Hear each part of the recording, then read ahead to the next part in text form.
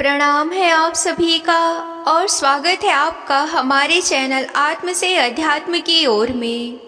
आज हम इस वीडियो के माध्यम से जानेंगे श्रीमद् भागवत महापुराण के 6वें स्कंद के 12वें अध्याय के विषय में। सतगुरु सतनाम आदि माता अलख निरंजन हो बहुवांछित फल दुहक भंजन।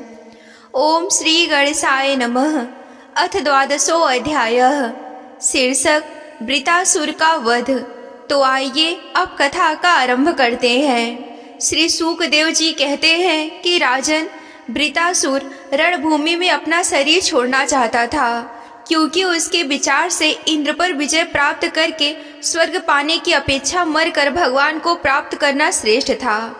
इसीलिए जैसे प्रलयकालीन जल में कैटभासुर नामक विष्णु पर चोट करने के लिए दौड़ा था, वैसे ही वह भी त्रिशूल उठाकर इंद्र पर टूट पड़ा। वीर वृतासुर ने प्रलयकालीन अग्नि की लपटों के समान तीखी नोकों वाले त्रिशूल को घुमाकर बड़े बेग से इंद्र पर चलाया और अत्यंत क्रोध से सिंहनाद करके बोला कि पापी इंद्र, अब तू बच नहीं सकता।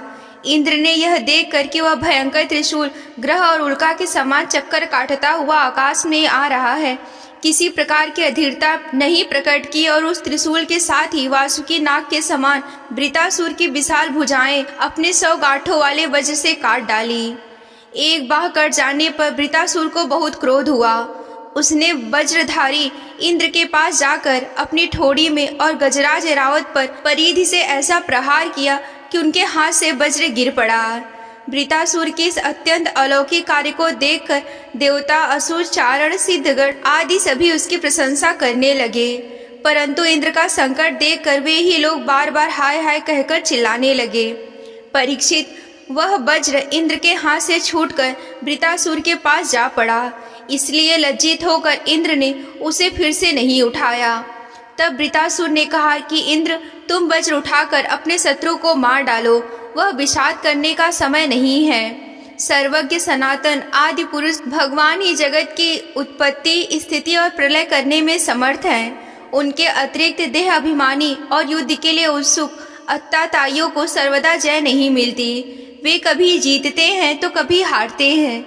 ये सब लोग और लोकपाल के जाल में फंसे हुए पक्षियों के भांति जिसकी अधीनता में विवश होकर चेष्टा करते हैं, वह काल ही सबकी जय पराजय का कारण है।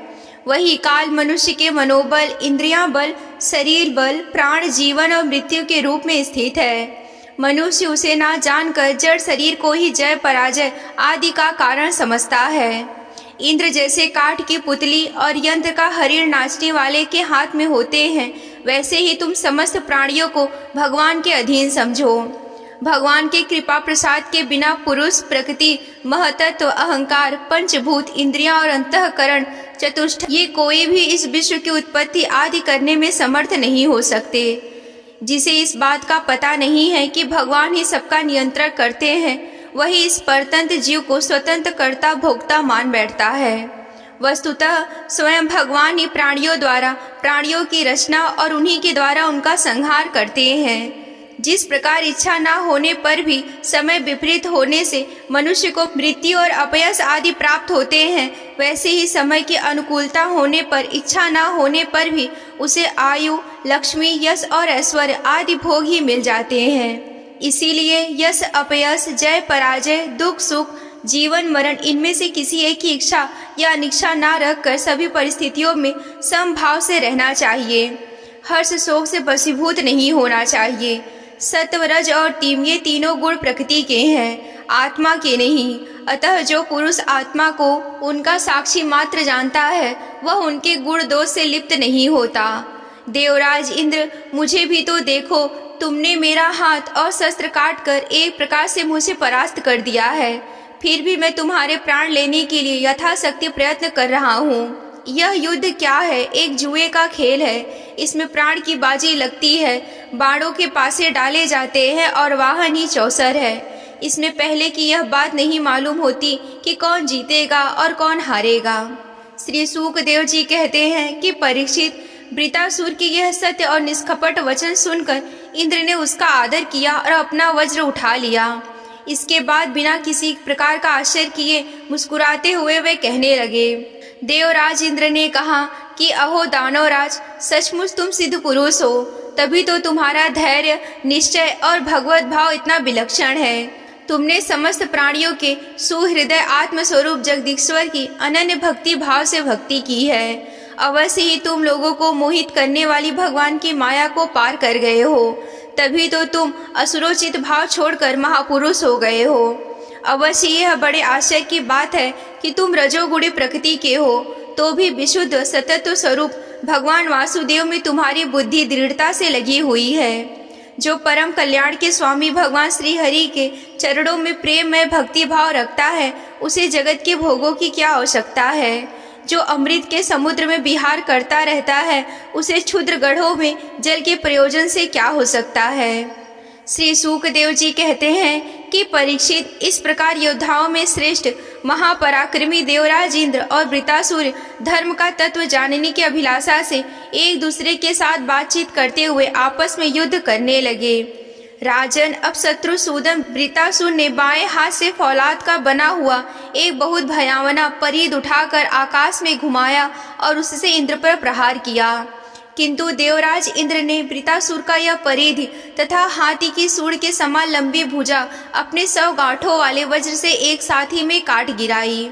जड़ से दोनों भुजाओं के कट जाने पर वृतासुर के बाएं और दाएं दोनों कंधों से खून की धारा बहने लगी। उस समय वह ऐसा जान पड़ा कि मानो इंद्र के वज्र के चोट से पंख कट जाने पर कोई पर्वत ही आकाश से गिरा हो। अब पैरों से चलने फिरने वाले पर्वतराज के समान अत्यंत दीर्घकाय वृतासुर ने अपनी ठोड़ी को धरती से और ऊपर के होठ को स्वर्ग से लगाया तथा आकाश के समान गहरे मुंह, सांप के समान भयावनी जीभ और मृत्यु के समान कराल दाढ़ों से मानो त्रिलोकी को निगलना चाहता है। अपने पैरों की चोट से पृथ्वी को रौंदता और प्रबल वेग से पर्वतों को उलटता पलटता वह इंद्र के पास आया। उन्हें उनके वाहन ऐरावत हाथी के सहित इस प्रकार लील गया कि जैसे कोई परम पराक्रमी और अत्यंत बलवान अजगर हाथी को नील जाए। प्रजापतियों और महर्षियों के साथ देवताओं ने जब देखा कि वृतासुर इंद्र को निगल गया, तब वे अत्यंत ही दुखी हो गए तथा हाय हाय बड़ा अनर्थ हो गया यो कहकर विलाप करने लगे। बल दैत्य का संहार करने वाले देवराज इंद्र ने महापुरुष विद्या से अपने को सुरक्षित कर रखा था। उनके पास योग माया का बल ही था, इसीलिए वृतासुर के निगल लेने पर भी उसके पेट में पहुंचकर भी वे मरे नहीं।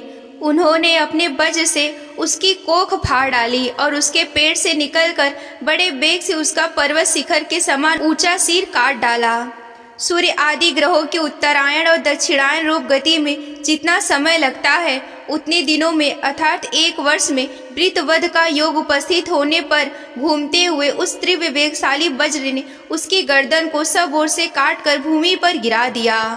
उस समय आकाश में दुदुम्बियां बजने लगी। महर्षियों के साथ गंधर्व, सिद्ध आदि वृत्रघाती इंद्र का पराक्रम सूचित करने वाले मंत्रों से उनकी स्तुति करके बड़े आनंद के साथ उन पर पुष्पों की वर्षा करने लगे। शत्रु दमन परीक्षित, उस समय वृतासुर के शरीर से उसकी आत्मज्योति बाहर निकली और इंद्र आदि सब लोगों के देखते देखते वह सर्वलोकातीत भगवान के स्वरूप में विलीन हो गई। यहीं पर श्रीमद् भागवत महापुराण के 6वें स्कंद का 12वां अध्याय समाप्त होता है। अगर आप श्रीमद् भागवत महापुराण की कथा में रुचि रखते हैं और विस्तार पूर्वक वर्णन यूं ही सुनना चाहते हैं, तो हमारे चैनल को सब्सक्राइब कर लें। ये अध्याय आप सभी को कैसा लगा हमें कमेंट करके बताएं। आज के वीडियो में बस इतना ही। मिलते हैं अगले वीडियो में। तब तक के लिए आप सभी को जय आदि शक्ति भोलेनाथ जी। हर हर महादेव।